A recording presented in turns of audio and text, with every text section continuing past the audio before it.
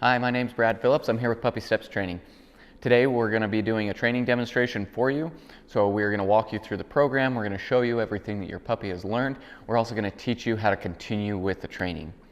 Now, before we get to the more demonstrating part of the program, we're first going to talk about some really important information that's going to help you have a lifetime of success with your puppy. So, your puppy is doing fantastic. Otherwise, we wouldn't be sending him home. Like I've told you before, I train to a standard, not a strict time frame. So, your puppy has reached our standard. We have very high expectations, and it's going to be important for you that as you bring them home, that you have the same expectations. Dogs are really, really neat, that they will live up to our expectations, whether we set them high or whether we set them low. And if one person in the family sets them low and everybody else is high, they're going to continue to try and test waters and see what they can get away with. So we want to make sure that the whole family is on the same page. And that's also why these demonstrations are so important, so that we can set the bar before our puppy ever enters into our home. Now, it's important to remember, your puppy is a puppy. And so they're going to have energy and they're going to make mistakes. Just because they went through our training program does not make them a perfect dog. I always like to joke with people, if you were expecting perfection, you might want to run over to Walmart and grab you a stuffed animal. And even there, you're probably going to find a flaw. So it's important to understand that our puppy is going to make mistakes. But it's also important to understand how to deal with those mistakes as they arise. Because failure or making mistakes is a very important part of learning. And so we have what we call our 3 keys to success. Now these are how we try and keep mistakes at a minimum and make sure they don't become bad habits. They're also how we continue with the training and make sure that we have success in our home. So those 3 keys are consistency, follow through, and management. You have to have all 3. These 3 things teach our puppy that we are the leader, that we're going to take care of them, that they don't have to worry, and that their needs are going to be met. Now, so we're going to start with consistency. We've taught them a certain way, and so it's important to try and be consistent along the same lines. Now, if you say things a little bit differently, as long as you're consistent with that, your puppy will understand, but it may take them a few days. And that's why we talk about the transition period. And so for the next 2 to 4 weeks, your puppy is going to be transitioning. During this transition period, they're trying to learn what the expectations are. They're trying to learn the way that you give commands. They're going to learn what they're allowed to get away with and what they're not. And especially over the next 3 days, your puppy is going to be confused. And so they're going to probably test more boundaries, just trying to see whether that consistency, that follow through, that management, they're going to try and see whether those are there. Now, also during this transition period, they're going to be undergoing a period of stress. They're leaving a familiar environment, now being thrown into an unfamiliar environment. So they may lose their appetite. They may get what we call the puppy blues, where they're not as active as they usually are. Maybe they seem a little bit sad. They also may act out once again and see what they can get away with. So it's important that we are patient with them. I want to try and really focus on building a relationship with my puppy during these first 3 days versus trying to build these commands up back to where we have them right now. Because with the stress, there's also going to be just a little bit of regression. Now, regression doesn't mean that they're going to pee in the house or that they're not going to do commands for you. It just means, once again, that they're going to be under stress, and so we're going to take that into an account, and we're going to lower our expectations just a little bit. Now, I'm always going to enforce manners. It doesn't matter whether they're stressed or not. They're not allowed to bite me. They're not allowed to jump up. They're not allowed to break through doorways. So we're going to expect the manners, and we're going to show you all of these here in a few minutes. But the commands, I'm going to keep to a minimum. Now, during this demonstration, we're going to show you some amazing stays, the place command, and they're doing awesome. But we're going to take that down. We're not going to expect them to hold a 5-minute stay on their place within the first 3 days. Instead, I'll still do these commands, but I'm going to keep them really light. I'm going to keep them fun, and I'm going to make sure that I'm helping my puppy succeed. I always want to train to success, not to failure. I never want to play guess what's in my head. I want to make sure that they have all the answers to the test. So now let's just break down those 3 keys. So the first one, consistency. We are a balanced dog training program, and so we have markers for both reinforcement and correction. And you're going to want to use these same markers. They give a clear understanding of whether your puppy is doing the right thing or the wrong thing. Like I said, we want to give them lots of information, lots of feedback. So our positive markers, we have the word good and the word okay. So good is a marker that means keep going. It's an intermediary marker. So if I put them on a place, I'm going to tell them place. I'm going to say like good girl or good boy, and I'm going to enforce that you're doing the right thing. However, you are not done. Now, when they are finished with that command, when I'm releasing them from that stay, then I'll use the word okay. So okay marks the correct behavior. It tells them that they're released from a stay and that they've done the right thing. And so it's really important to use these markers to give them that information. Once again, I'll tell them good. So that's good job, keep going. Okay, you're finished, you're able to get off, you're able to maybe venture out a little bit, give them a little bit of freedom. Okay just means that you're done with that behavior at that time.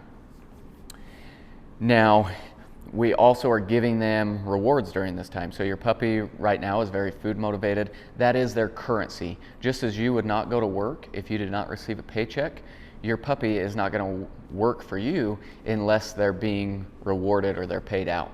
Now, eventually, as they get a little bit older, we can wean those rewards off. There's also times where I don't want to use a food reward. But right now, and especially during this transition period, we want to use a high value reward. And so I'll give them a little piece of treat.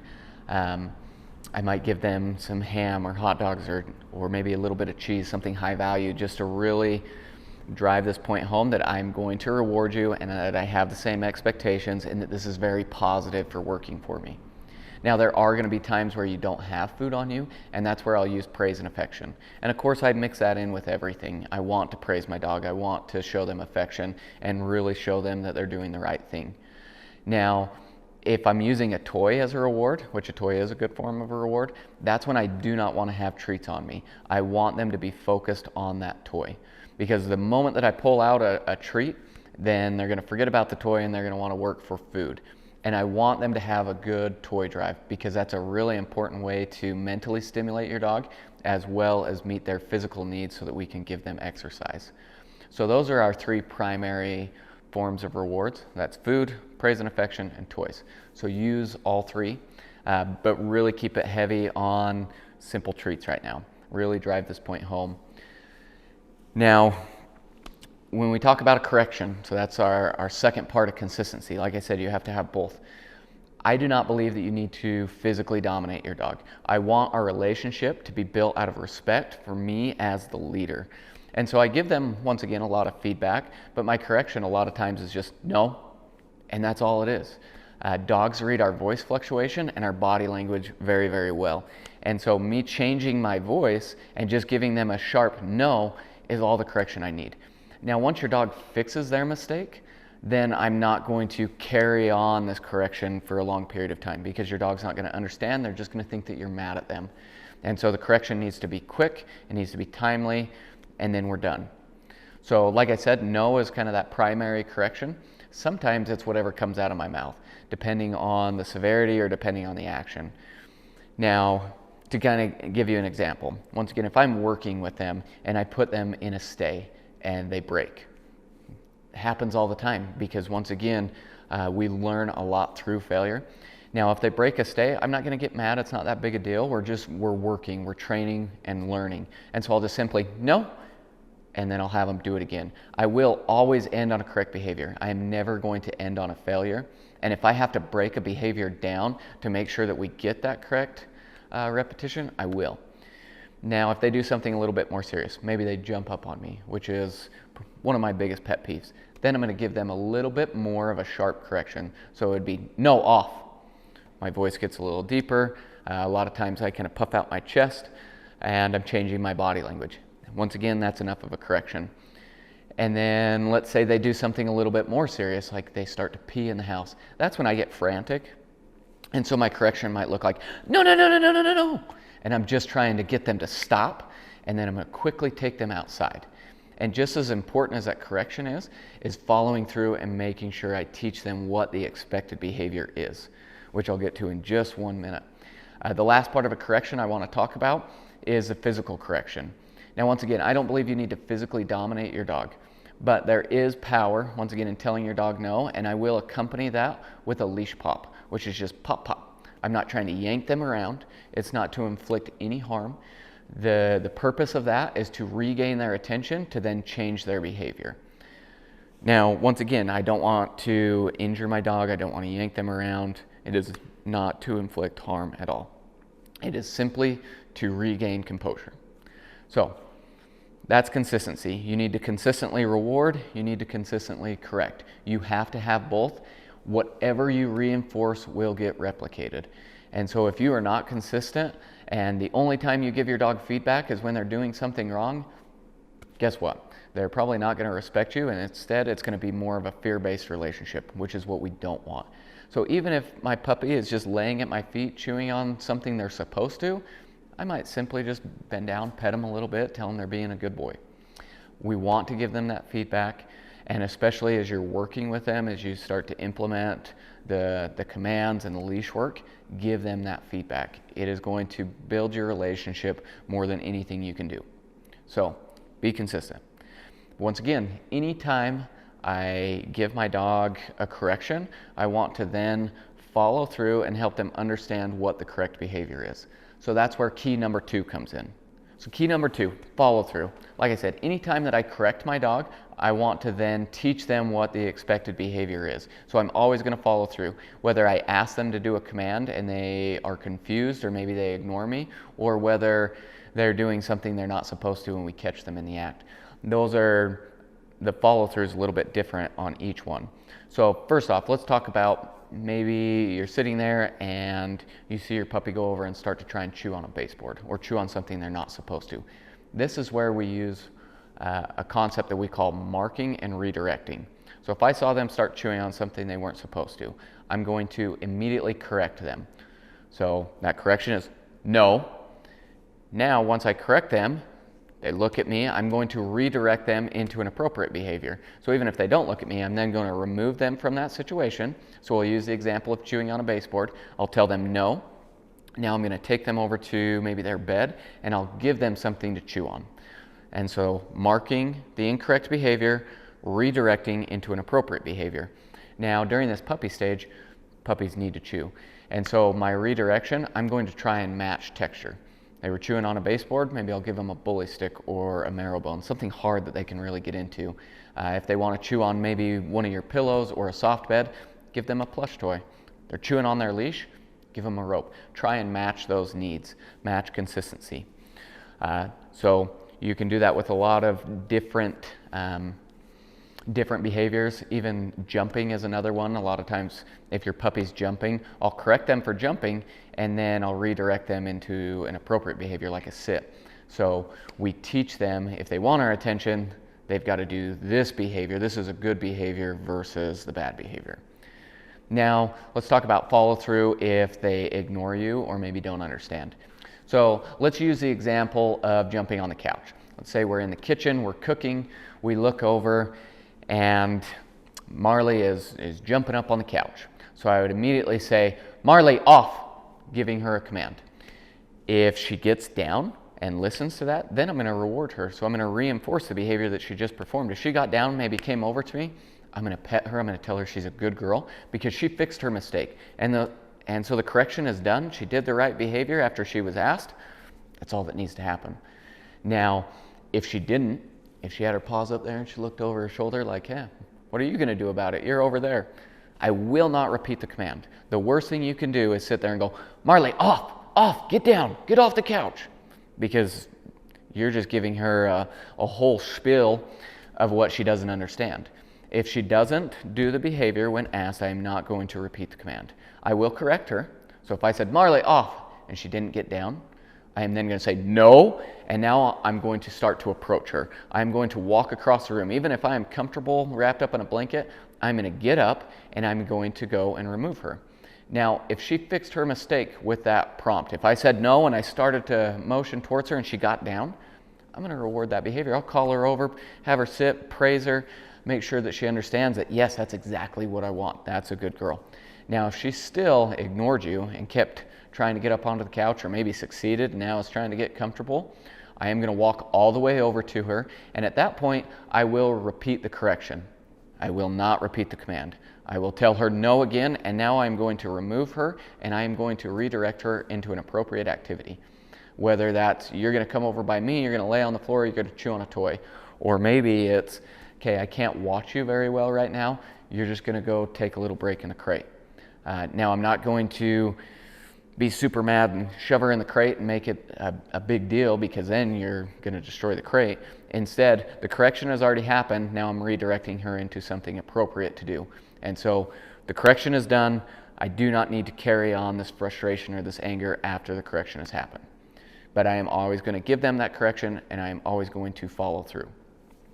Now, let's just say that I gave your puppy a command, and so I put them in.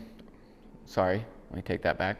Let's just say that I asked them for a sit. So I said sit, gave them a hand signal, and they looked at me like, I have no idea what you're talking about. I've never seen this command before. Now, instead of getting frustrated and repeating myself, I'm going to maybe adjust my body language. The worst thing you can do is go sit, sit, no sit, sit, because they're not going to understand at that point. Dogs don't speak English. They understand the sound of our voice making that sound of sit. And so they know that it's one time. So sit is the command, not sit, sit, sit, sit, sit. So one time, ask them once. Now, once again, if they look up at me like, I don't know what you're talking about, I'm going to give them a few seconds to think about it. Dogs are not robots. They have to process things. And at the same time, while I'm allowing them to process, maybe I'll adjust my body language. So maybe I'll kind of lean forward or make the hand gesture. But I'm going to help them succeed. Now then, if they blatantly ignored me and just tried to walk off, that is when I will correct them. I will say, no, now I'm going to reset. So I'm going to bring them back to the same area and ask them again. But I will only repeat the command if they completely walk away. If they are focused on me, just trying to understand what I am asking, I will not repeat the command, but I will adjust my body language to help them succeed. If they ignore me or they run off, then I will implement a correction and reset to where I will repeat the command. So hopefully that makes sense. If you do have any questions on any of this, please let me know.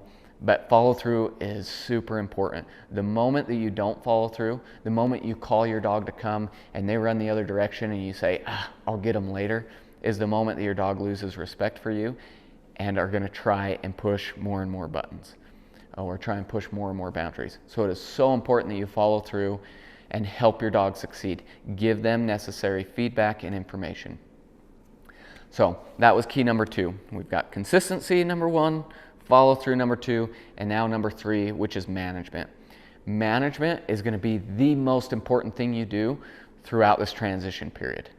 When we manage our dog, we maintain control and we provide an environment where they don't even have the opportunity to create bad habits. Good management when bringing a puppy home is 100% supervision. 100% supervision is active eyes on them at all times. That's not, well, I saw them a few minutes ago.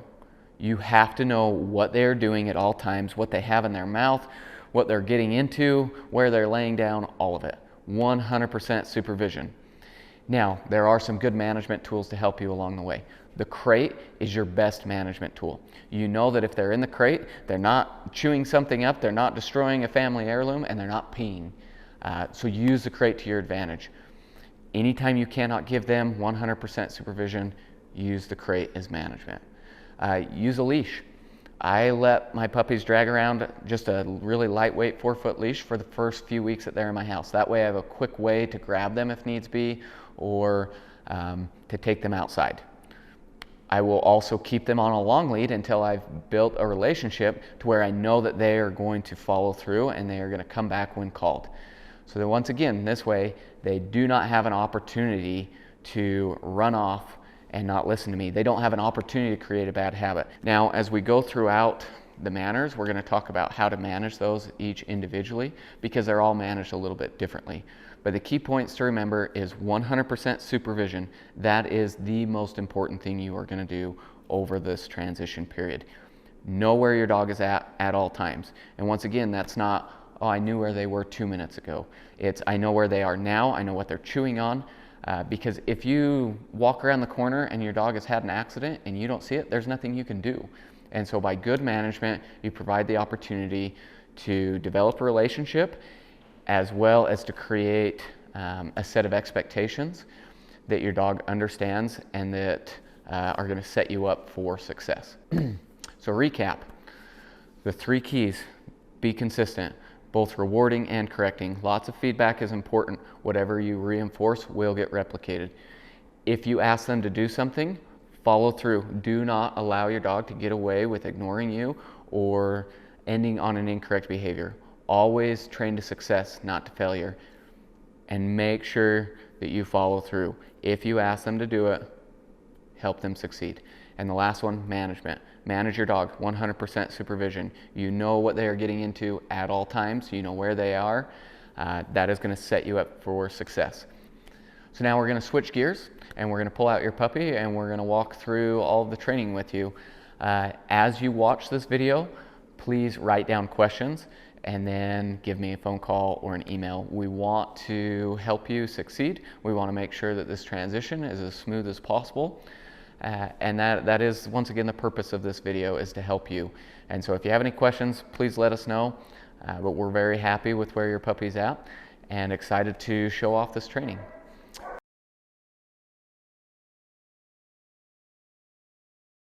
This next video, we're going to be talking about our expectations with crate training and house training. Now, with the crate, I expect that your puppy is sleeping through the night, 8 hours no problem, and up to 4 hours during the day. Now, in the evening time, the biggest part of crate training is setting a routine. So here at Puppy Steps Training, we're putting them to bed at 10 p.m. and getting them up at 6 a.m. So a good solid 8 hours. Now, they can go longer than that as they get a little bit older, but as you bring them home, don't expect to push that right away. If you are going to adjust that schedule, do it incrementally and go slow. Just know that at about 5:50, 6 o'clock, they're going to start getting restless because they're used to getting up at that time. Now, another big part of sleeping through the night is that mealtime routine. So we feed them at 6 p.m. and usually right around 6 a.m. The morning time, that a.m. meal, isn't super important that you stick to that schedule. You can honestly get them up and feed them when you're ready. However, the evening time meal, we do want to feed them by 6 p.m., no later than that, because I do want a good 4 hours for them to clear everything that's in their system so that they can sleep through the night. Now, we also limit water for the first couple weeks because they're stressed out. When a puppy's stressed out, they drink a lot more and they have to go to the bathroom a lot more. So we want to just, take away some of the fuel for that fire. I still want to make sure that they have plenty of access to water. I just don't want unlimited access. So anytime that they're spending a lot of time outside, I do want to make sure they have access to water. I also want to make sure that they have water when they're eating, and then I'll give it to them, several times throughout the day. But as soon as I feel like they're done or they've had enough, we're going to take it away. Because what I don't want to do is them drink so much that then they're distended. So I don't want them feeling like a panic that they need to drink because it's going to get taken away, but I also don't want them to think that they can just engorge themselves. So hopefully that makes sense, but that routine is a big part of sleeping through the night. Now, they shouldn't be having accidents and they shouldn't be making noise in the crate.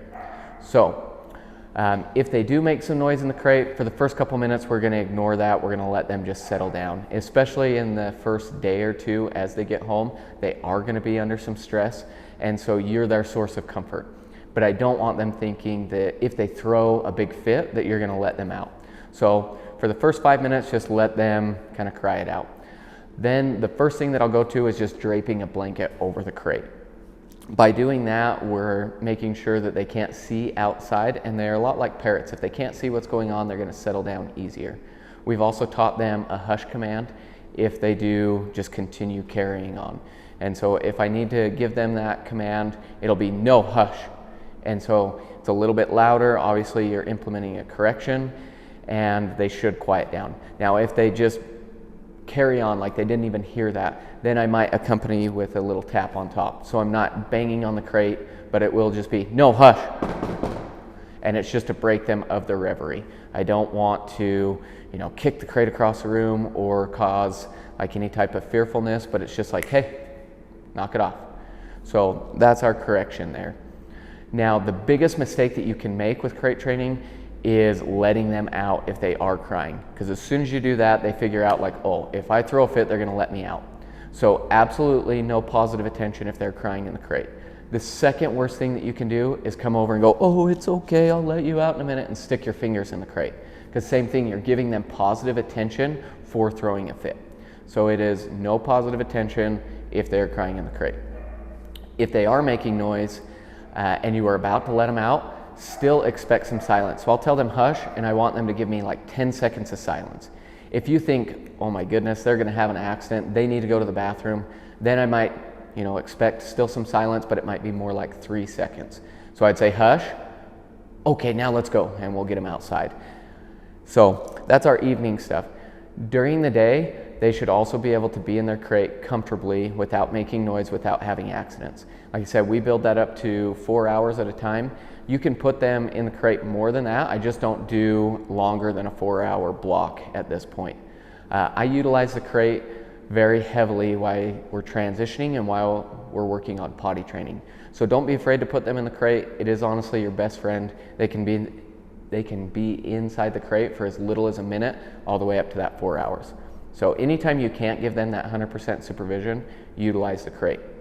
Now we also want to use the crate both when we're home as well as when we leave. If we only put our puppy in the crate when we're leaving, you're going to build some separation anxiety. They're going to associate the crate with you leaving, and it's going to cause even more panic, even more noise. So utilize the crate when you're home, when you're in the same room as them, as well as when you leave. Now, the other thing is, don't make it obvious that you're leaving all the time. If you make a big deal out of putting them in the crate when you are leaving, same thing, you're going to build some separation anxiety. And it's the same concept when you come home. If you come in the door and you immediately rush over to your dog and, oh, I missed you, you're going to build a charge and they're going to go crazy in the crate.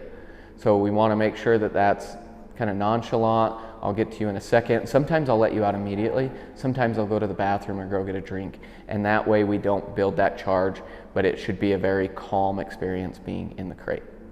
So with that, now I want to talk about our expectations with house training. So your puppy, if they're going home, obviously is doing very, very well with house training. My expectations are that they can be inside the house for 2 hours without needing a break, without having accidents. Now they've been doing that here, but we're going to drop or lower our expectations for the first couple weeks to make sure that we train to success. Now that's not saying that I expect a bunch of regression and you're going to have accidents. It's just saying that I'm going to set them up for success. We always train to success, and I want to make sure that I don't give them the opportunity to fail. So we're going to give you a very strict schedule for the first 2 weeks, and if you'll just follow that, you're not going to give them, once again, that opportunity for accidents. Now, before I go into that schedule, just a couple things that I want to talk about. One is, obviously, there's going to be some hills and valleys with the house training, but we always want them in this forward progression. So once again, we're going to set them up for success. So that's a big part of the schedule, is giving them lots of opportunities to go to the bathroom. And honestly, during these first 2 weeks, paranoia is going to be your best friend. If you even think that they're going to have an accident, or they're like, maybe they need to go to the bathroom, just take them outside. I would much rather take them out 10 times than clean up one accident. You're also going to look for a lot of indicators that they need to go. Once again, 100% supervision is the most important thing you're going to do during this transition. So if you're watching them and you notice that they get up and try and walk away from you, that's an indicator that they may need to go. If they start sniffing really heavily, panting, pacing around, just take them outside. Once again, if your gut says maybe they need to go, just take them out. Now, if they get up and they start spinning little circles, just take them outside. Nobody likes what happens next. Okay? So those are the indicators that we're looking for. If they have an accident, there's kind of two scenarios we look for. One, if they have it away from you and you don't see it, but you stumble across it later, whether it's 2 minutes, whether it's an hour, there is nothing you can do about that. That means that you weren't giving them enough attention, you weren't paying attention to them, and so that's a slap on the wrist. We need to do better as the owner. If you can't give them that supervision, put them in the crate. So scenario number 2 is they start peeing right in front of us. If they're gonna have an accident, that's what I want, because it provides a very valuable opportunity to teach them what I expect. So I'm gonna correct them right there. So it's no, no, no, no, no, and I'm gonna grab them and run them outside. Now, once I get outside, I'm gonna change my attitude, and I'm gonna bury that frustration deep down, and I'm gonna give them the opportunity to finish. If they finish going to the bathroom outside, I am then going to praise and reward that behavior. That way I create a very black and white experience. It's absolutely not, you do not pee here. Yes, that's where I want you to go. Good dog, good girl, good boy, right? The worst thing you can do is they start peeing in front of you and you just kick them outside and then go and clean it up. Because now they just peed, they got corrected, but then they got to go outside and play. So it's so important that we go with them and we make sure that they have a job to do when they're going to the bathroom outside. Okay, so now our routine. So once again, it's, I consider it a minor inconvenience for the next 2 weeks for a lifetime of good house training. We did this at the very beginning, but once again, we're gonna take them back down just to make sure we train to success. So here it is. First 24 hours, we are gonna take them over to the bell, they're gonna ring it, and we're gonna go to the bathroom every 30 minutes. They get a treat when they ring the bell and when they go to the bathroom. Okay, so first 24 hours, every 30 minutes. The exception to all of this is if they're in the crate, you don't need to pull them out every 30 minutes, or if they're just passed out asleep, I'm just gonna watch them and I'm gonna wait till they wake up. Okay, so day 1, first 24 hours every 30 minutes. Day 2, I'm going to 45 minutes. Same thing, they're gonna ring the bell, we're gonna take them outside, they get a treat for ringing the bell, they get a treat for going to the bathroom. If they don't go to the bathroom, we just come right back in. It's a very neutral experience. Also, these first 2 days, because we are taking them out so often, I'm only gonna give them a minute outside. It's gonna be quick, we have a job to do, we're coming back inside. Now, if they haven't went for a couple hours and you're getting nervous, put them in the crate for 20 minutes and then do it again, okay? Don't just give them free access to your house, especially if they haven't went to the bathroom for a little bit. Okay, so now day 3. At day 3, we're moving to an hour. So every hour, we're gonna take them to the bells, give them an opportunity to go to the bathroom. But now we're changing things. They are no longer gonna get a treat when they ring the bell. It is only if they go to the bathroom, okay? Where we're taking them out every hour, I'm also gonna bump the time to being, I will give them 3 minutes outside, but no more than that. That's all they need, 3 minutes, we come back in. So for the next few days, so from days 3 to 8, I am staying at 1 hour. I am not gonna surpass that. Every hour, we're going to the bells, we're giving them an opportunity to go to the bathroom. Okay, so that's the first week. Week number 2, all depends on how they did during week number 1. If they've done phenomenal, you haven't even thought about having an accident, or didn't have a close call, we're gonna progress to 2 hours. So for me, I still go every 15 minutes and work up. But the exception is, if I get up to an hour and a half and we have a close call, then maybe I'll drop them back down. So I am more than willing to take away some of that freedom. I'm very, very slow to give it, very quick to take it away. But same thing, I'm only gonna give them 3 minutes outside. They have the opportunity to go to the bathroom, we come right back in. You do not need to give them any more than 3 minutes outside. Otherwise, they're gonna get distracted, they're gonna stall, and they're not focused on what the job is, okay? So that's the first 2 weeks. We're gonna work up to 2 hours. From 2 weeks to a month, we are not surpassing 2 hours. Once again, be slow to give them that freedom, be quick to take it away. If you can follow this schedule, I promise you're gonna have success, because 1, we're beating them to the punch. This is not about them having to go to the bathroom that frequently. It is all about establishing a pattern, establishing a routine. This is where the bells are, this is where we're gonna go to the bathroom. My expectations are for you to go in this certain place. Now, it's also important that you take them outside on a leash. That's gonna help them focus on what they're doing. It can be a long lead, but I don't wanna just give them free access to run and play, okay? So that's our routine. Now I'm gonna switch the camera angle and I'm gonna show you how we target the bells. Come here, good boy. All right, so now we're gonna talk about targeting the bells. So the first thing you're gonna do when you get home is you're gonna pull your bells out of your bag and we're gonna go through this exercise. The first part of this exercise we do off the door. You're only gonna do this 1 time, but I'm gonna hang the bells in front of Bodhi here and I'm gonna reward him for touching them. I'm going to do this 4 or 5 times before I move to the door. Okay, once we do this and we move to the door, then I'm going to do a similar exercise where I'm going to lean up against the doorway and I'm going to stare at the bells. Every time he touches them, I'm going to say, okay, outside. I'll do that 3 or 4 times before taking him out. So we're just going to do those 2 parts 1 time. When I take him outside, I'm going to give him 1 to 3 minutes, depending on where we're at, to go to the bathroom, periodically saying the word outside. Now when he goes, I'm going to say, okay, good outside. I'm going to make it very rewarding. I'm going to give him a treat. I'm going to praise him because I really want to reinforce that behavior. If he doesn't go, we just come back inside. It's a neutral experience. We start over, okay? So I'm going to demonstrate that. So I'm just going to hang the bells. I'm going to stare at him, and stare at the bells. Every time he touches them, I'm going to say, okay. Okay, good boy. Do this 4 or 5 times. Okay, good boy. Okay, good boy. You can see that he quickly learns that this is a good little treat dispenser. Okay, good boy. So we're just making it fun. He's done that a handful of times. Now we're going to go to the door. Also a little tip for you. I like to drop the leash and step on it. Okay, outside. That way I can keep control of him and I have both hands free. Okay, outside. Good boy. Okay, outside, good boy. So I'm gonna have him do it 1 more time, and then we're gonna go outside. Okay, outside, good boy. And once again, I'm gonna walk him around on leash, periodically saying outside. Okay, you also notice he's expected to wait at the doorway.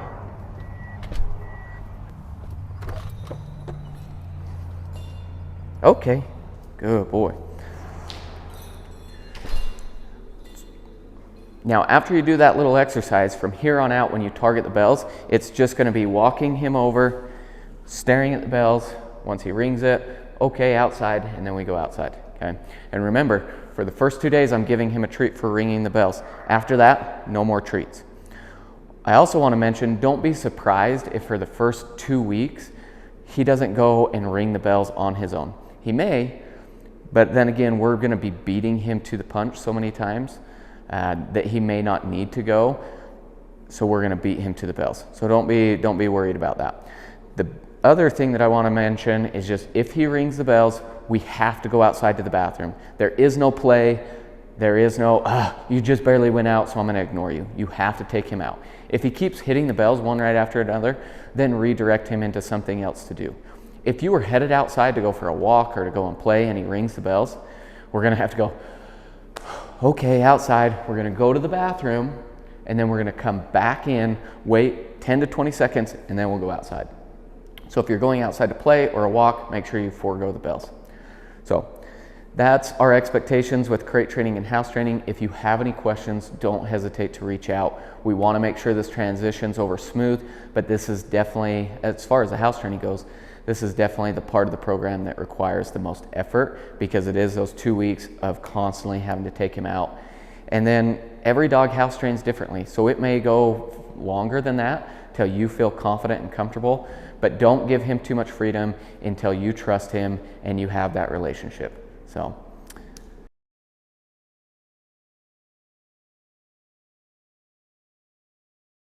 We're going to start with Bodhi's manners. So the first manner I'm going to show you is his gates and his doorways. So anytime he comes through a closed door, he comes through the crate, I expect him to hold an automatic stay. I shouldn't have to tell him stay or wait or no or anything like that. I expect him just to hold it and wait for my release. So once again, that release word is okay. Now, if he tries to break his way out, then I may tell him no, I might close the door or block him. But he is not allowed to cross that threshold until I tell him okay. Now this does go for closed doors that we are going through together. If your front door is just wide open, I'm not going to expect a puppy to understand that's a threshold and hold that. Now you can build up to that. You can build up to a lot of different thresholds, but for right now, for his stage, I expect it to any door that we are going through together or any gate that I'm holding him to. So I'm going to let him out of the crate. He's hiding out behind me. We'll do that doorway and then we'll talk about his greeting. So if I know that he's excited, if he's got this charge, he's ready to come out, you got a distraction, I'm not just going to fling this door open. Same thing with the front door. We don't know what's outside. So we're gonna open it carefully for the first little while. I'm not just gonna throw it open and expect him to stay. So I'm gonna do it gradually. If he tries to break, I might simply close that door, okay? So I'm gonna show you the crate door, and then we will demonstrate the door going outside when we go outside to go to the bathroom or go for a walk. Okay.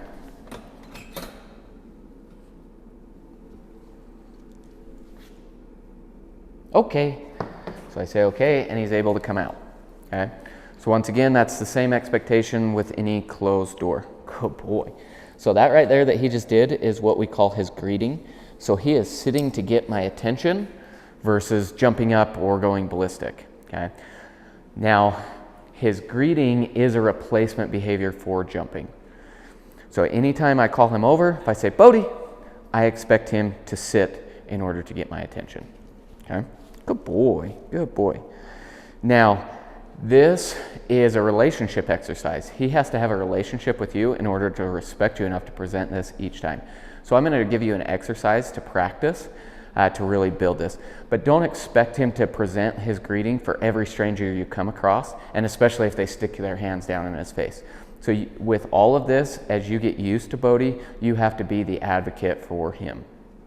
So the exercise is I'm literally just going to call his name and walk backwards. Now for right now, when he greets me, this is an expectation. I'm not giving him a treat every time he sits for me. But for the first 3 days, you are going to give him a lot of treats just for sitting for you because you're building this rapport, okay? So it just looks like Bodhi, and I'm going to walk backwards. He's going to come to me. Once he sits, okay, good boy, and he's finished. Bodhi, good boy.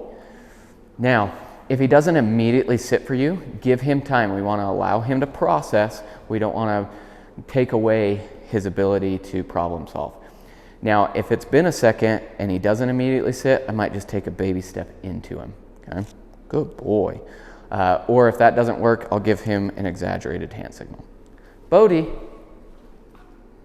Good boy. So that's his greeting. Bodhi. Good boy. All right, so you're going to practice this exercise multiple times throughout the next couple days. This is just going to build a rapport with you.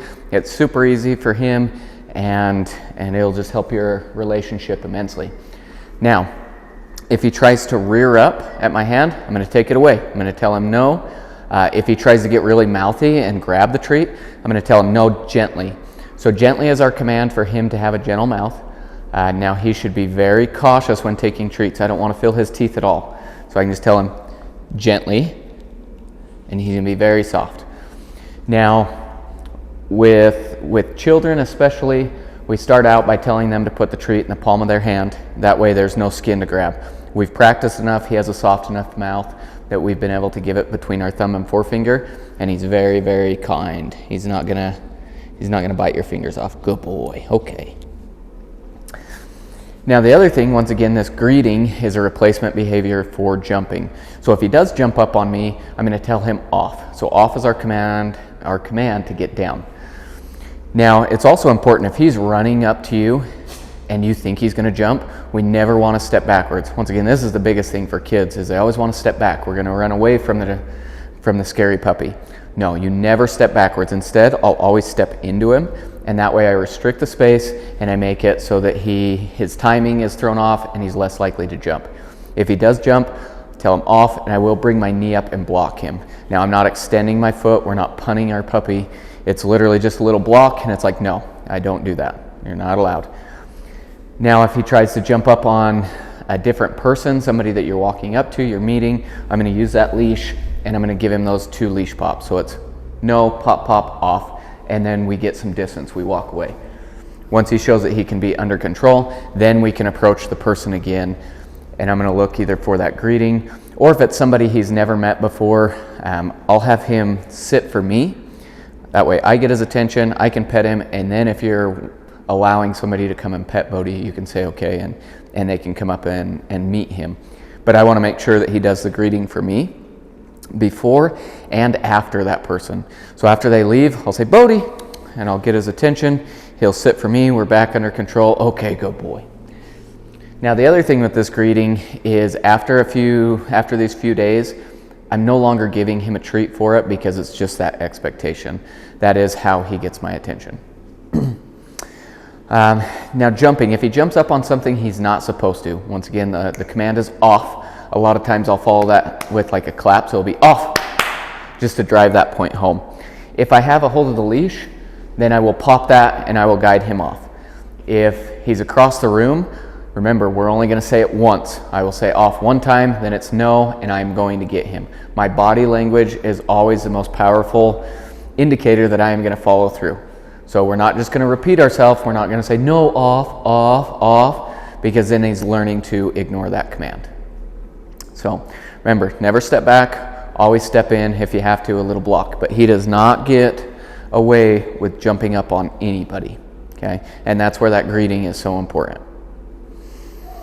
Okay, other manners. So mealtime manners. When we feed Bodhi, I expect him to do an automatic sit-stay for his food. So I'm going to show you what this looks like.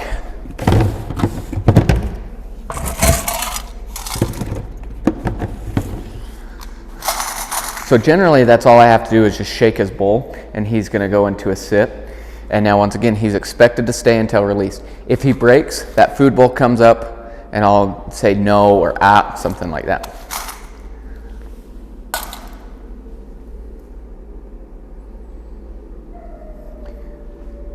Okay, good boy. You can see he's paying attention to me. He's focusing on me, looking for permission. Good boy. Good boy. Now, he's a super sweet dog. We've never had to deal with any type of resource guarding or food aggression.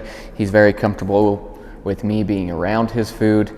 Every once in a while, I'll throw treats in his bowl, make it so that it's really rewarding with me being here. Sometimes I will just kind of take that food bowl away and we'll do it again, but I don't like to do that very often. This isn't a, hey, this is my food, you only get it because I give it to you. While we are the leader and we are providing for our dog, I don't want to just sit there and steal his food all the time. But every once in a while it's okay to take it away just to make sure that there's no type of resource guarding or aggression. And then I can obviously do this exercise again.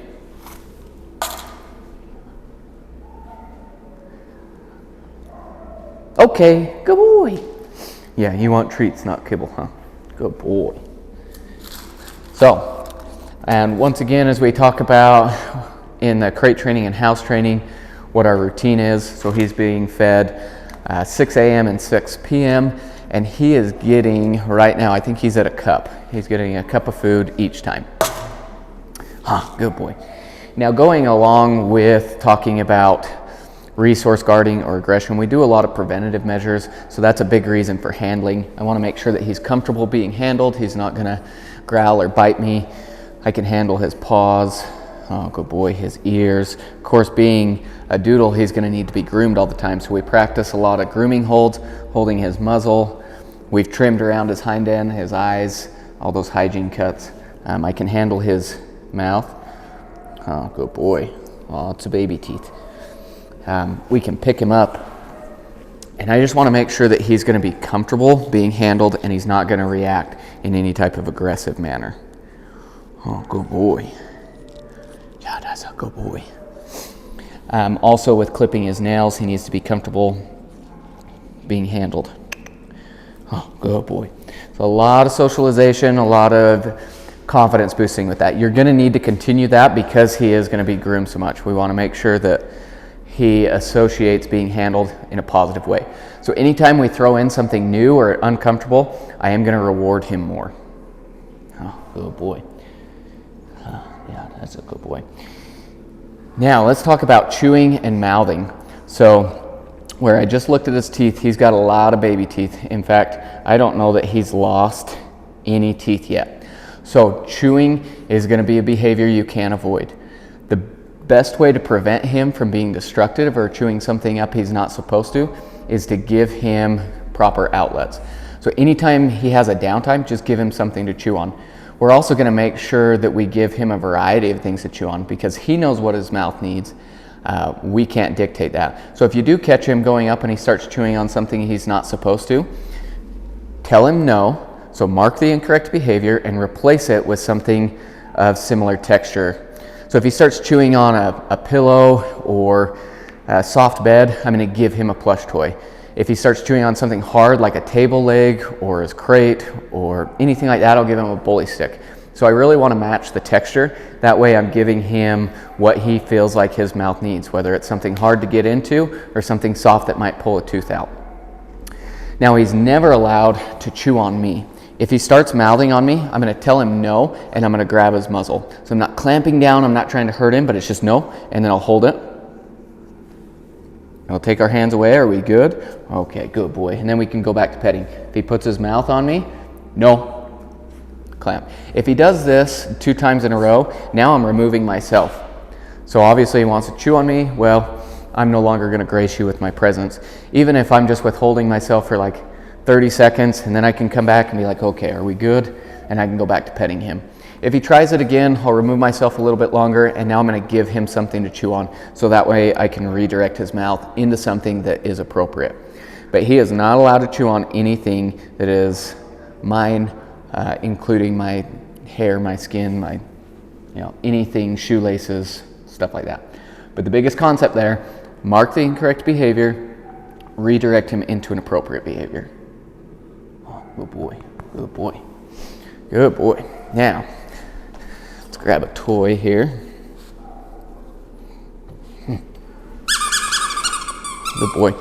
Toy drive is huge in dogs, and we want to make sure that we encourage that drive so that we have a really good way to exercise him, to blow off some of that steam. It also directs his mouth.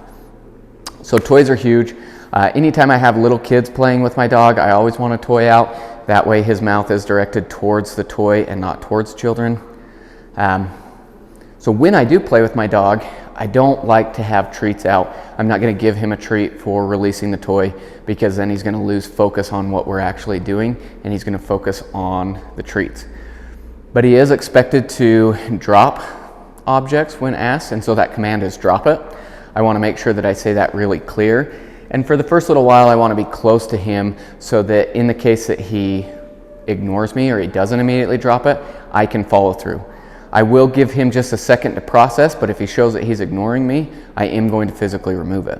When I remove it, at first I'll just take a hold of it. I'll give him the option to let go, and I can work my knuckles in and just kind of remove that toy. I don't want to sit there and pull back and forth with it. That is not a good way to have your dog drop an object. If I need to get something out of his mouth really quick, I'm just going to push around his lips, or push his lips around his canines, and it's a little eject button. You can also press down on their tongue. Here, we'll bring him back into the frame here. Come here. Bodhi, drop it. No. So there you go, boy. He ignored, but then he let me take it. I didn't have to yank it out of his mouth. He thought about it, and then he just decided to hold on to it. So we'll try again. Bodhi, drop it. Good boy, good boy, good boy.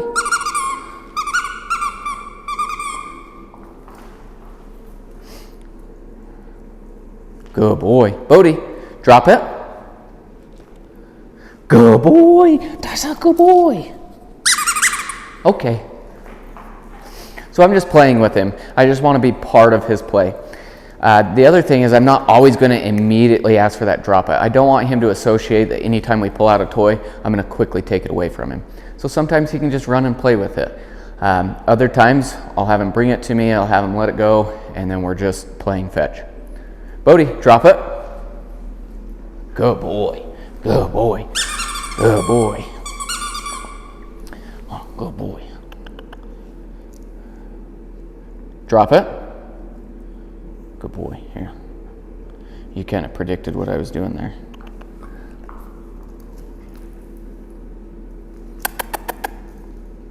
Good boy.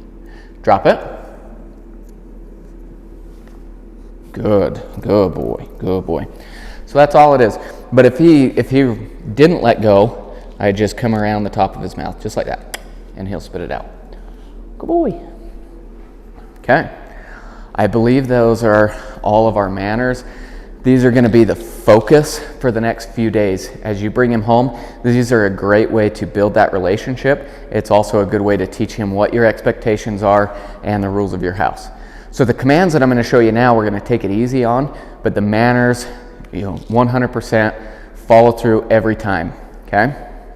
The commands, once again, I still expect him to do it, but he's going to be a little more stressed out, so maybe just lower your expectations. He's still not allowed to ignore you, so he still has to do the behavior, but I'm not going to expect him to hold, a 30-second stay with distractions running around.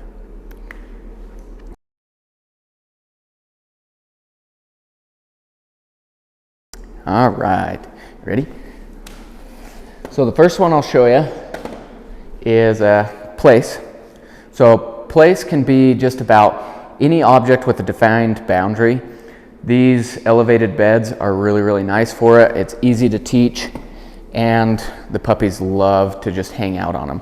So when I ask for this command, because I can use almost any object, I will be close and I will point when I say that. Now when he goes on, I am going to tell him good boy, and I'm going to give him a treat, and then I back up. So this is an expected stay. I don't have to tell him to stay. Now if I have a lot of heavy distractions going on, every once in a while I'll come back and I will give him a treat and tell him good boy. So once again, that good command, it's a duration marker, that good marker, it's a duration marker. It tells him he needs to continue. He's not finished yet. Then when he's finished, I can tell him okay, and he's able to come off, and I don't give him a treat at that point for this command. Good boy, come here. So it looks like this. Bodhi, place. Good boy. Now once again, no. If he breaks, I just tell him no, send him back. Now I'm going to wait, make sure that we're stable. Good boy. Now I shouldn't even say if he breaks, I should say when he breaks. He is going to break. He's a puppy, he's going to make mistakes. That's all part of learning. And you can see I didn't get super mad at him. It was a quick correction, like, hey, that's not the right behavior, and then I set him back. So just as I said earlier, or what's mentioned in that earlier video, is anytime I have to correct my dog, I am then going to teach them what's expected. That is far more important than the correction. Now there's great power in telling your dog no, but there's even more power in showing them what your expectations are. Okay, good boy. Place. Good dog. Now he doesn't have to sit down, just as long as all four paws are on the bed. And Bodhi likes to test boundaries, so he likes to hang out right on the edge and see what he can get away with, which is fine as long as the paw doesn't come off. As soon as one paw's down, I tell him no and we reset.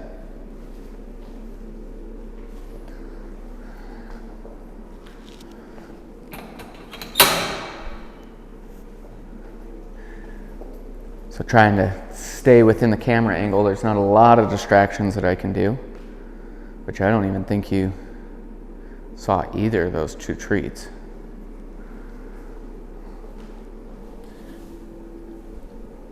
Okay, good boy. So the next command is our crate command. Very, very similar. I'm going to step towards it and I'm going to point. The expectation is that he goes in. When he's in, I will give him a treat, not when he comes out. Bodhi, crate. Now the full standard is I tap on top. We're past that, so now I just point. Okay, good boy. Crate. Good dog.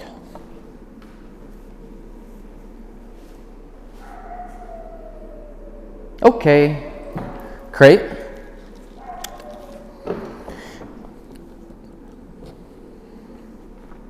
Okay, now if he ever hesitated, I would tap on top, good boy, or I might kind of stick my hand in there. I don't want to sit there and throw treats in because I don't want him to get reliant upon that food lure. Instead, I want him to go in and then he gets the reward. So it's a reward, not a bribe. Okay, good boy. If you were in a hurry and you just needed him to go in the crate and he refused, I would just take him behind the collar and guide him in. Oh, good boy.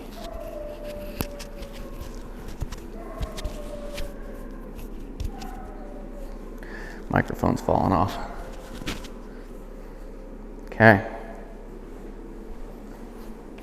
Crate.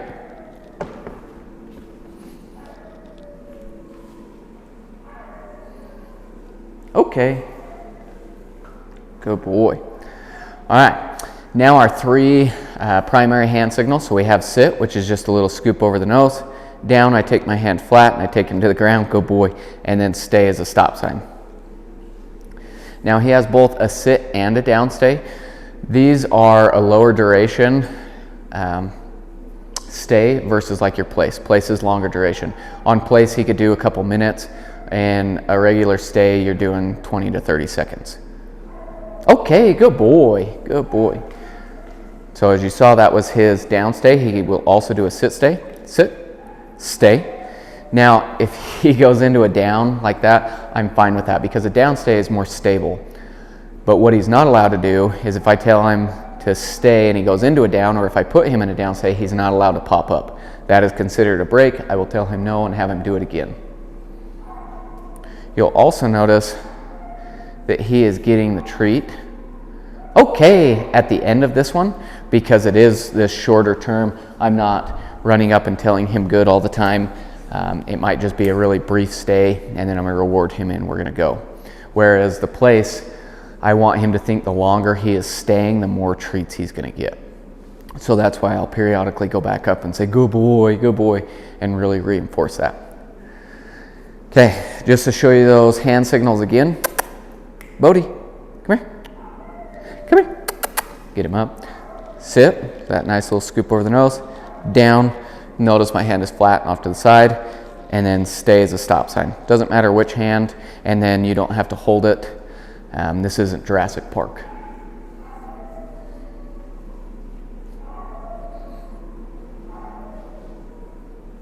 Okay, good boy. Good boy. Good boy. All right.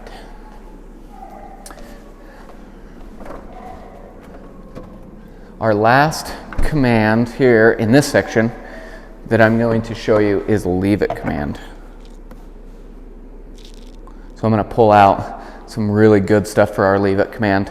I got some cheese and some hot dogs because I've been allowing him to eat some treats off the floor, and now I'm going to set him up and I'm going to throw one of those treats on the floor and ask him to leave it.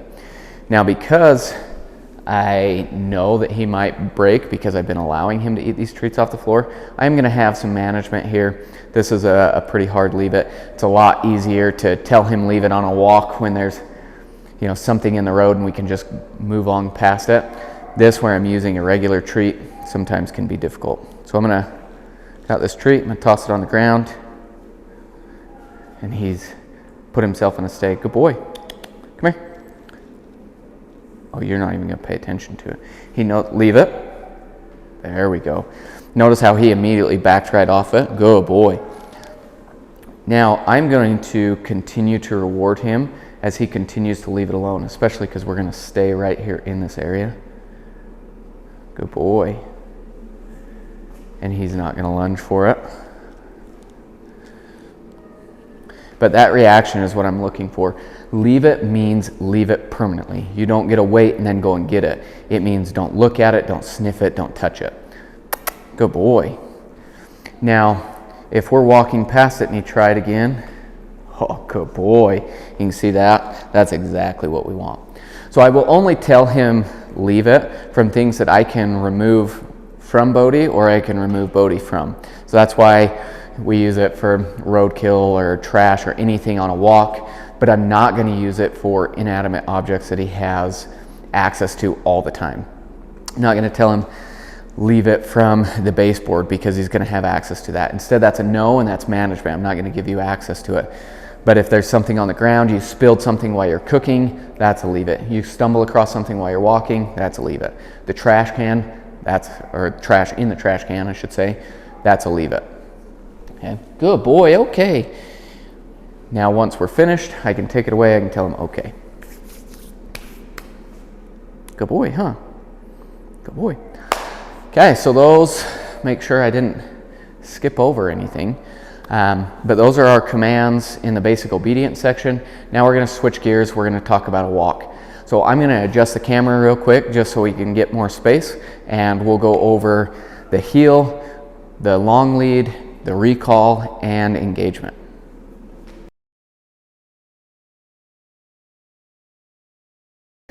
Real quick, I'll explain engagement in just a second, but I've got the FedEx man coming right here, so I'm going to work on some engagement and show you what to do if he starts getting reactive. Here, we're gonna, there you go. How are you? Good, how are you doing, Brad? Good. Oh, good boy. Okay, perfect. Good boy. I'm using you as an example here on a video, so. Oh, beautiful. I'm glad I can help. Absolutely. Good boy. So as you can see, he's just watching right now. We call this the art of doing nothing. I'm going to reward him for being in control. I'm fine if he watches. I'm not fine if he starts getting reactive. Good boy. Come here, Bodhi. Good boy, okay. Here, my hand's all treaty now. Oh, that's fine. I had dog slobber on mine earlier. Flying timers, they like to stick their whole mouth around your hand when Oh, gotcha. you're in a tree. Oh man, gotta love it. Thank you, I appreciate it. Good boy, good boy. So he got a little bit nervous there, but I just quickly kind of regained his attention. As soon as he focused on me, I was telling him, good boy, giving him a treat. Now, if he would have got really scared and tried to run away, then it would have got more distance between us. So that's one of the big things about engagement, is I don't want to be too close if he's feeling uncomfortable. So instead, I would just get a little distance. Come here. I would ask for simple behaviors, like just looking at me. If he was hyper-focusing on the treats, then I would use watch me, which is our command to look at me. Watch me. Okay, good boy. And I just want to be really rewarding. If he was still just really, really nervous, then I may even put my back to the distraction, and that way I'm blocking him. I can bend down and really just making sure that I help him feel comfortable. But if he's focused, if he's calm, then we're just going to stand here and watch. Also, if he does just this little little boof, then I'll just tell him no. And it's just very simple. And then he looks at me, good boy, and very, very rewarding.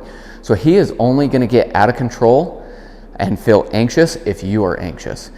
We need to be calm when we're engaging with our dog. So anytime you see a jogger, a biker, something that may get him reactive, just slide to the edge of the street and reward him for watching, reward him for being calm. Now, there is a big difference between rewarding him for being calm and coddling him. Okay, I don't want him to be like, oh, it's okay. I don't want to coddle him. I don't want to get anxious, because once again, he's going to read that and he's going to say, you know what? That's right. We should be nervous. We should be anxious.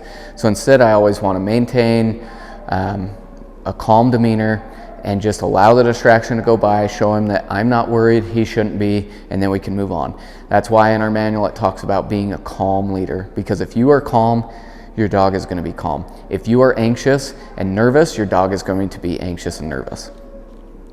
Okay, so that's engagement. Most likely you are going to have to do that within the next couple days. Every dog is reactive. You can see that he's not like the barking type. I mean, he got a little uncomfortable when he dropped the boxes down, but besides that, he was really easy to regain control. But that's all I need to do, is just simple corrections, simple behaviors, and reward him for being calm. But once again, you will have to do that. And each dog transitions differently. I don't know how the stress level is going to be, but no matter what he's afraid of, I don't want to tell him that it's okay to be afraid of that. Instead, I want to tell him, it's okay, I've got this. I'm in control. You can look to me for information.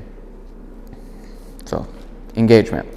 Now, let's talk about pulling on the leash. So it doesn't matter how long the leash is. One, it's never long enough for a dog, and they're always going to try, but we are not going to allow them to pull. Doesn't matter whether he just starts to tighten the leash.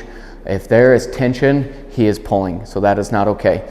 I will give him simple corrections. If it's just that, if it's just, oh, there's a little tension, I might just say, Bodhi, something like that to get his attention, get him back in focus. If he's like really leaning, then I might say no and give him a quick little pop pop on the leash. If he is really pulling, then I'm going to come to a stop and I tell him no, pop pop, and I'm going to give him the opportunity to fix it. But if he continues to pull, then I am going to turn around and remove us from whatever's distracting him. Okay, so absolutely not. He is not allowed to pull. He doesn't get, holy cow, that is horrible English. He does not get to go to the distraction, whatever it is, if he is pulling. If he can be in control, then we can slowly walk up to it, but he has to be in control. So step 1 is just get his attention back. Step 2 is tell him no. Step 3, come to a complete stop, pop the leash. I will do that 2 times. The 3rd time, we're turning around, we're walking away, we're gaining distance. So sometimes if there's something that is just really bothering him, like he is just bark, bark, bark, bark, bark, I might go back and forth 5 or 6 times if I need to. But he has to learn that if he is out of control or if he is pulling, we do not get to go towards the distraction. So if that happens, I'm also going to quicken my pace. So it's just, come on, let's go. And I'm just going to walk, which Bodhi has a very easygoing pace, nor do I think that he's just going to start pulling and get real reactive. But it's just back and forth. Oh, you're focused? Okay, we can move back towards it. Oh, you're going to pull? Now we're going to turn around again. Okay? Same thing, even if I have a long lead on, he's not allowed to pull. I'll just give him that quick correction, maybe call him back to me, have him check in, and then we can go again. He's not allowed to sit there and pull. He's just getting tired on me. All right, so we have 2 different types of walks. We have the heel and the long lead. So the long lead is for Bodhi. That's how he's going to exercise. That's how he's going to get to know the area around him. He's going to burn off some steam. The heel is for you. The heel does not exercise your dog. It is a very mentally tasking activity, and so we need to pay him out, but he is not getting exercised. If you want to exercise your dog, they're on a long lead where they are able to run. Now, once you can really trust him to come back every time, then you can allow him to go off leash. But for the first little bit, while you're developing a relationship with him, do not let him off leash unless it is in a very controlled area that's fenced in, where you know he's not going to get himself into trouble or get into harm's way. So when I do the heel, I'm going to tell him heel. He is expected to be on my left side in this area. He's not allowed to pull, and he has to keep focus on me. Because he has to keep focus on me, I'm going to give him a lot of feedback. If you ignore your dog, he's going to ignore you. Okay? If you need his focus, then you have to keep it. So the heel we use when we're coming across a heavy distraction, we're going out into public, to a store, anything where I just need him focused. We'll also break this up. He might be on a long lead and I see a biker coming, and so then I'll reel him in and put him in a heel for 2 minutes and then release him and he gets to go back. So you can just reel that long lead up. So I'm going to do a few laps right here so you can see the heel. Got to wake him up first. The other thing that I'll mention with this is anytime I stop, I expect him to stop and he needs to sit. Bodhi, come here. There we go. So now I have his attention. I'm going to get him over towards my left side. Now he's in front of me. And I'm just going to tell him heel. Heel.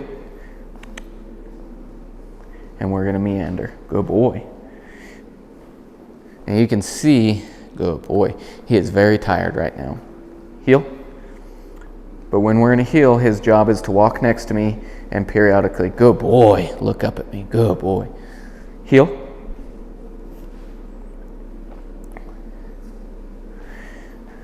Good boy. Now my goal is for him to be able to match my pace. So Bodhi, once again, he's tired right now. We've been at it for a little bit. He also just has a slow pace, but you can see that he's just keeping right along with me. He's periodically looking up. Good boy.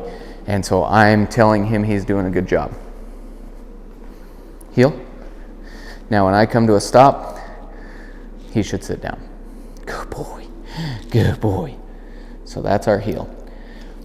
You are going to need to practice the heel a lot. It's not something that's just going to transfer over just like that, because he needs to trust that you are the leader and that you are going to take care of him, especially because you use the heel a lot in very heavy distracted environments, which could be a little bit nerve-wracking to him. So build a relationship. Do short bursts. We're not going to start off with a 10-minute heel. I might do a 2-minute heel, just back and forth in front of the house. But keep it simple. Focus on positivity and giving him a lot of feedback. So now the long lead. I said the long lead is for him. This is how he's going to exercise. This is also how we are going to practice his come command, which is our recall command. So when we go on this type of walks, he just gets some freedom. He can run, he can sniff, he can check things out, and I'm going more at his pace. Now this is our shortest long lead. This one's good for neighborhoods. We use this when we go up on campus at the university. It's also really good for demonstrations in here because I don't need 40 or 50 feet. So this one's about 15 feet. So as he's running around, he's checking things out, and I need to call him back. So the recall command is Bodhi, come. So you can see there's a little bit of a pause in there because I want to get his attention with his name, and then I'm going to say that come command really clear. The moment he starts coming to me, I'm going to say, good boy, and I'm going to encourage him and tell him that he's doing the right thing. Then once he gets to me, I immediately tell him okay, and he gets a treat. I don't expect him to sit because I want to reward the behavior of him coming to me. Did I miss my opportunity? You were planted. Good boy. So it's Bodhi, come. Good boy, okay, good boy. Just like that. You notice there's a brief pause. It's louder than my normal speaking cadence, and it's very clear. Bodhi, come. Good boy. You'll notice with all of these commands, I am saying it like a command. It's not a question. You're not saying, come. It's come. Now, if he ignored me, then I'm going to reel him in. He does not get to ignore me. So I would say no. I'm going to give that initial tug. I don't want to just drag him. I want to give him the opportunity to fix it. So a lot of times in a failed recall, I'm going to say no, pop, good boy, okay. So I'm going to use all 3 of those markers in succession. So if, oh man, buddy, you're just following. So I'm hoping to demonstrate here a failed recall. Good boy. No, he's just going to follow me. So once again, it's no, pop. If he continued to drag, then I'd give him another quick pop. Once again, I don't want to drag him across, but I'm also not just going to let him give up, because a lot of times if you pop a dog and they are tangled, they're just going to lay there. So I'll say no. So it's no, good boy. Okay, good boy. I wasn't prepared. Good boy. So when you start to allow him to be off leash, test it out. Don't just immediately let him have a bunch of freedom. So if he's doing really, really well with his recall, I take him to a fenced in area. There I can let that leash off, and I'm just going to practice a recall. If he hesitates at all, he goes back on the long lead. If he shows that he's doing really, really well with that, then we can go to maybe a larger area, but I would still not just let him have access where he could get into trouble. But a larger park, test it out. Anytime, it doesn't matter how much freedom you've given him, how much he's had in the past, if he hesitates, if he shows that he's going to ignore you, he goes back on this long lead and we practice. The recall, I have dogs, my personal dog is 8 years old, we still practice a recall. This is one that as soon as you go lax on and they get away with ignoring you one time, you're going to have a battle on your hands. So just practice all the time. Okay. Bodhi, come. Good boy, okay. Okay, so that is all of it. As you're watching this, if you have any questions, please let me know. We're super excited to send Bodhi to you. He's adorable, one, and he's just a really, really good dog. I think you're gonna love him. But please, if you have any questions, let me know. Thanks.